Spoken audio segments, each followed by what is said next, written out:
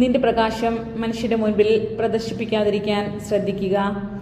അങ്ങനെ നീ നിന്നിൽ തന്നെ സംപ്രീതിയായി ഒരു മായാലോകത്തിൽ അകപ്പെടാതിരിക്കാനാണിത്. നിനക്കെൻ്റെ സഹായം വേണമെന്ന് നീ ആഗ്രഹിക്കുമ്പോഴും നിന്റെ നന്മയിൽ തന്നെ ആശ്രയിക്കാതിരിക്കുമ്പോഴും ഞാൻ അതീവ സന്തുഷ്ടയാകുന്നു. അപ്പോൾ നിന്റെ ആത്മാവ് തേജസ്സുറ്റതായി തീരുകയും ദൈവത്തിരുമുമ്പിൽ നീ മനോഹരിയായിരിക്കുകയും ചെയ്യുന്നു. എൻ്റെ കുഞ്ഞെ, ഒരുപാട് പൂക്കൾ ഇനിയും നട്ടുപിടിപ്പിക്കേണ്ടതായുണ്ട്.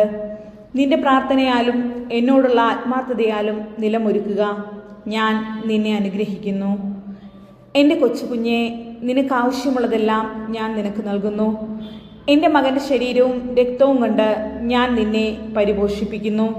കുംഭസാരത്തിൽ പാപങ്ങളെ എടുത്തു നീക്കുവാൻ എൻ്റെ കൃപ നിന്നെ സഹായിക്കുന്നു.